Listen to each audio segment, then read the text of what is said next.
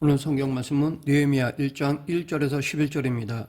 느헤미야는 페르시아 제국에서 태어난 유다 포로의 자손으로 페르시아의 고관이었습니다.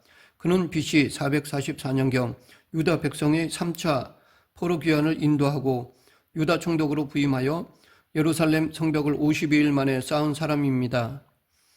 또한 이때 그는 외부의 수많은 역경과 반대 및 내부의 분열을 무릅쓰고 탁월한 리더십을 발휘해서 사명을 완수했기 때문에 지금의 영적 리더십의 표본으로 꼽히는 사람입니다.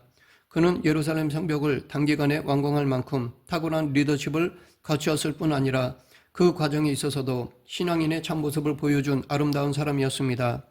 느헤미야가 얼마나 신실한 신앙이었는지는 페르시아 수상궁에서 예루살렘으로 돌아오는 과정을 통해 확인할 수 있습니다.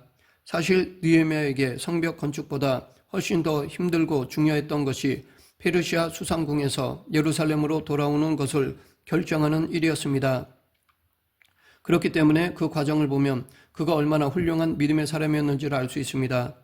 느헤미야는 페르시아 왕 아닥사스다의 술 맡은 관원이었는데 당시 고대 군정에서 술 관원은 아주 높은 관직으로 왕이 가장 신임하는 사람에게 맡기는 직책이었습니다. 왜냐하면 고대 군정의 왕들에 대한 암살이 주로 음식이나 음료를 이용한 독사를 통해 발생했기 때문입니다. 그래서 아무거나 함부로 먹거나 마실 수가 없었기 때문에 왕들은 가장 신임하는 사람을 술관원으로 임명하고 그 사람이 주는 것만 마셨습니다. 페르시아에서 느헤미야의 직분이 바로 그렇게 중요한 술관원이었습니다. 이것은 곧 그가 유다에서 포로로 잡혀간 사람의 후손으로서 중앙정부에서 최고의 자리에까지 올라갔다는 것을 뜻합니다. 그러니까 세상적으로 볼 때 느헤미야는 정말 성공한 인생이었습니다. 하지만 영적으로 볼 때 그렇게 높은 지위는 느헤미야에게 굉장한 위기이기도 하였습니다. 자칫 잘못하면 안락한 환경에서 무의미한 삶을 살다가 세상을 떠날 수도 있기 때문입니다. 우리 인생은 그 가치와 의미가 있어야 아름답고 행복한 삶이 됩니다. 그런데 그 가치와 의미는 우리를 창조하신 하나님이 원하시는 삶, 하나님이 주신 사명을 이루기 위한 삶을 살지 않는 한 결코 이룰 수 없습니다. 느헤미야는 지금 갈림길에 서 있습니다. 즉 인간적으로 편하고 안락하게 살아갈 것인가 아니면 하나님의 뜻을 따라 하나님이 원하시는 가치 있고 의미 있는 삶을 살 것인가 하는 갈림길입니다. 인간적이고 세상적인 삶을 사는 데에는 하나님의 인도하심이 필요하지 않습니다. 반면에 하나님이 원하시고 하나님의 뜻을 이루는 길, 가치 있고 의미 있는 길을 걸으며 살아가기 위해서는 하나님의 인도하심이 절대적으로 필요합니다. 그러지 않고는 그 길을 걸을 수도 그런 삶을 살 수도 없습니다. 진정한 믿음은 하나님의 인도하심을 받는 것입니다. 그런 면에서 느헤미야는 정말 아름다운 신앙인이었고 영적 능력을 가진 믿음의 사람이었습니다.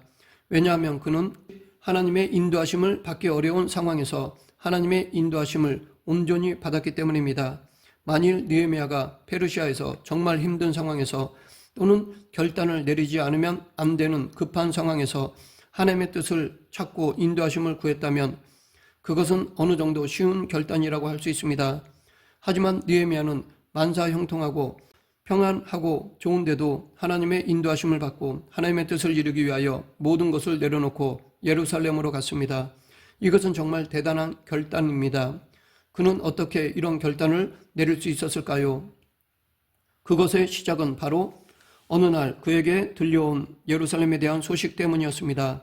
오늘 본문 1절부터 3절 하갈의 아들 느헤미야의 말이라 아닥사스다 왕 제20년 기스르월에 내가 수상궁에 있는데 내 형제들 가운데 하나인 하나니가 두어 사람과 함께 유다에서 내게 이르렀기로 내가 그 사로잡힘을 면하고 남아있는 유다와 예루살렘 사람들의 형편을 물은즉 그들이 내게 이르되 사로잡힘을 면하고 남아있는 자들이 그 지방 거기에서 큰 환난을 당하고 능력을 받으며 예루살렘 성은 허물어지고 성문들은 불탔다 하는지라.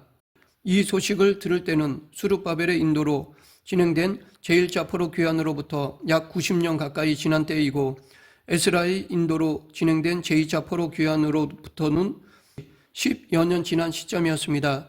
1차 때 스룹바벨이 성전을 재건했고 2차 때 에스라가 영적 재건운동을 벌였지만 예루살렘의 상황은 여전히 너무나 비참하고 어려웠습니다. 사실 느헤미야는 나라와 민족을 향하여 간절한 마음이 있었습니다. 하지만 마음만 있었지 현실적으로는 할 수 있는 일이 없었습니다. 민족을 위해서 자기가 뭔가를 꼭 해야 하는 책임을 맡은 것도 아닙니다. 그러던 어느 날 자기 형제 중 하나인 하나니와 또 다른 몇 사람이 와서 유다와 예루살렘에 대한 소식을 전해준 것을 듣고 그동안 마음만 있었을 뿐 아무것도 하지 못하고 있던 자신의 마음에 강력한 사명감이 느껴졌던 것입니다. 그런데 여기서 기억할 것은 이렇게 가슴 아픈 소식을 듣고 사명감을 받았다고 해서 모든 사람이 하나님의 인도하심을 따라 결단하며 나아가는 것은 아니라는 사실입니다. 그것은 생각처럼 쉬운 결정이 아니기 때문입니다. 느헤미야의 경우도 그랬습니다. 그의 결정은 결코 쉬운 것이 아니었습니다. 예루살렘에 남아있는 동족들의 비참한 상황에 대해 들었지만 그는 지금 예루살렘으로부터 멀리 떨어진 페르시아에 있는 사람입니다. 게다가 지금 자기가 고통을 당하는 상황도 아니고 지금 당장 할 수 있는 일도 없습니다. 페르시아의 고관을 포기하고 그리로 가기에는 너무나 많은 것이 걸려 있었습니다. 더욱이 왕에게 임명받은 직책을 마음대로 내려놓을 수도 없습니다. 느헤미야는 바로 이 같은 어려운 상황에서 믿음의 결단을 내린 것입니다. 그렇다면 느헤미야는 어떻게 그런 결단을 내릴 수 있었을까요? 그 중요한 비밀이 4절에 나옵니다. 내가 이 말을 듣고 앉아서 울고 수일 동안 슬퍼하며 하늘의 하나님 앞에 금식하며 기도하여. 결단에 대한 답은 이 구절의 뒷부분에 있습니다. 단순히 울고 슬퍼하기 때문에 결단을 내리는 것이 아닙니다. 아무리 많이 울고 슬퍼해도 그것이 영적인 역사를 일으키지는 않습니다. 그러면 어떻게 해서 느헤미야의 마음에 하나님의 뜻을 이루고자 하는 결단의 역사가 일어난 것일까요? 그 이유는 그가 하늘의 하나님 앞에 금식하며 기도했기 때문입니다. 느헤미야는 단지 예루살렘 소식을 듣고 도전받으며 감정적으로 울컥하고 속상해하면서 끝난 것이 아니라 그것을 가지고 하나님 앞에 나아가 금식하며 기도하였습니다. 바로 그런 점이 하나님의 역사를 일으키는 계기가 되었다는 것입니다. 하나님의 인도하심을 받으며 그 가운데 살아가는 삶을 원한다면 우리 자신의 마음을 움직이고 도전하는 모든 것들을 반드시 기도로 연결해야 합니다. 그럴 때 하나님의 역사가 일어납니다. 단순히 슬픔을 느끼고 우는 것으로 하나님의 역사가 일어나지 않습니다. 단순히 은혜 받으며 눈물을 흘렸다고 하나님의 역사가 일어나는 것이 아닙니다. 도전받고 은혜를 받았어도 기도하지 않으면 그냥 지나갑니다. 그러나 아무리 힘겹고 억울하고 답답해도 하나님 앞에 나아가 기도하면 그것은 하나님의 인도하심의 역사가 시작되는 계기가 됩니다. 그것이 바로 느헤미야가 보여준 비밀입니다. 그런데 기도는 단지 주님의 인도하심을 받는 첫걸음을 떼기 위해서만 필요한 것이 아닙니다. 주님의 인도하심을 받는 전 과정은 기도로만 가능한 것입니다. 왜냐하면 기다림 때문에 그렇습니다. 주님의 인도하심을 받는 것 중에 가장 어려운 것이 기다림입니다. 인도하심을 받을 때 기다림은 피할 수 없습니다. 왜냐하면 가장 중요한 것은 하나님의 때에 이루어지기 때문입니다. 하나님의 때는 우리의 기다림을 요구하기 때문에 하나님의 인도하심을 받으려면 기도하며 기다리는 것 외에는 다른 방법이 없습니다. 그런데 이 기다림을 잘못하면 두 가지 실수를 할 수 있습니다. 기다리다가 포기하여 도전과 은혜를 잃어버리거나 아니면 조바심으로 서두르다가 이를 그르칠 수 있습니다. 이렇게 되는 이유는 자신의 힘으로 하려고 하기 때문입니다. 하지만 그 도전과 은혜를 잃어버리지 않으면서도 서두르지 않을 수 있는 방법이 있는데 그것은 기도하면서 기다리는 것입니다. 우리 신앙인의 기다림은 그냥 시간만 흘려보내는 기다림이 아니라 기도와 함께하는 기다림입니다. 그렇게 할 때 처음 품은 결단의 마음을 잃지 않으면서도 결코 자기 힘으로 먼저 서두르지 않게 되는 역사가 일어납니다. 1장 1절에는 느헤미야가 예루살렘의 소식을 들을 때는 아닥사스다 왕 제20년 기슬월이었는데 2장 1절에서는 제20년 니산월입니다. 기슬월은 양력 11월이고 니산월은 3월이니까 약 4개월이 흐른 것입니다. 그러니까 느헤미야가 하나님께서 주신 마음을 받아 그것을 실행하게 옮기기까지 4개월이라는 시간이 걸렸다는 것입니다. 그 사이에 그는 할 수 있는 것이 없었고 아무런 방법이 없었습니다. 그래서 그는 그냥 아무것도 못하고 있었습니다. 하지만 그런 중에도 그가 한 일이 있었는데 그것은 바로 기도하는 것이었습니다. 느헤미야는 그 기간 동안 기도하며 하나님의 때를 기다렸습니다. 바로 이런 모습이 우리에게 중요합니다. 우리가 한 결단이 흔들리거나 포기하는 이유는 기도하지 않았기 때문입니다. 우리도 기도하며 기다려야 합니다. 기도하며 기다리는 가운데 느헤미야는 아닥사스다 왕에게 포도주를 드리러 나아갔습니다. 그런데 그때 놀라운 일이 일어났습니다. 그것이 2장 2절 3절입니다. 그런데 이렇게 왕이 신하의 안색을 살피고 왜 그러느냐고 물어보는 것은 정상적인 것이 아니었습니다. 이것은 보통 일이 아닙니다. 그러했기에 느헤미야가 두려워하였던 것입니다. 왜냐하면 왕의 심기를 불편하게 하는 것은 무엄한 일인데 자기 안색이 좋지 않으므로 왕이 신경을 쓰게 만들었기 때문입니다. 그리고 왕의 만수무강을 빌면서 조심스럽게 자기 상황을 아뢰었던 것입니다. 이때 느헤미야의 심장은 쿵쿵 뛰었을 것입니다. 자칫 잘못하면 목이 날아가기 때문입니다. 그런데 그 순간 기적이 일어났습니다.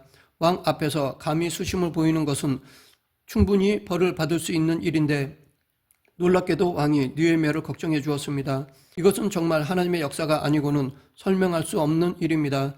그런데 이때 느헤미야는 이 짧은 순간 하늘의 하나님에게 묵도하였습니다. 즉 하나님 앞에 기도했다는 것입니다. 이러한 모습은 느헤미야는 기도의 사람이었다는 것을 보여줍니다. 또한 지난 4개월 동안 그가 계속 기도해 왔다는 것을 보여줍니다. 그래서 아닥사스다 왕이 무엇을 원하느냐고 물었을 때 즉시 하나님 앞에 속으로 기도한 후에 자신이 품은 생각을 말할 수 있었던 것입니다. 그동안 기도하면서 기다렸기 때문에 이런 기회가 왔을 때 잡을 수 있었던 것이었습니다. 느헤미야의 이 내가 곧 하늘에 하나님께 묵도하고는 그의 깊은 영성에서 비롯된 것입니다. 그는 어디로 가서 기도하고 온 것이 아니라 속으로 기도하였습니다. 지금 왕의 질문 앞에서 잘못 대답했다가는 죽거나 심한 벌을 받을 수도 있는 상황이었는데 왕과 대화하는 중에 잠시 하나님에게 기도한다는 것은 결코 쉬운 일이 아닙니다. 이렇게 했다는 것은 느헤미야가 훌륭한 신앙인이며 기도의 사람이었던 것을 보여줍니다. 바로 이런 것이 주님의 인도하심을 받는 사람의 모습이라 생각합니다. 우리가 이렇게 기도할 수 있으면 그 다음은 하나님이 알아서 하십니다. 느헤미야의 경우를 보면 왕이 무엇을 원하는지 물었을 때 그는 짧은 순간 기도하고 나서 그동안 기도하면서 생각해 왔던 것들을 말하였습니다. 이것은 하나님이 역사하시길 바라면서 대답한 것입니다. 우리는 이 사실을 2장 5절을 통해 알 수 있습니다. 왕에게 아뢰되 왕이 만일 좋게 여기시고 종이 왕의 목전에서 은혜를 얻어싸우면 나를 유다 땅 나의 조상들의 묘실이 있는 성읍에 보내어 그 성을 건축하게 하옵소서 하였는데 당시 시대적 상황으로 볼 때 이것은 말도 안 되는 무엄한 요구였습니다. 왜냐하면 페르시아가 지배하고 있는 유다의 예루살렘에 성벽을 건축했다가 잘못하면 반란을 일으킬 수 있는 근거를 줄 수 있기 때문입니다.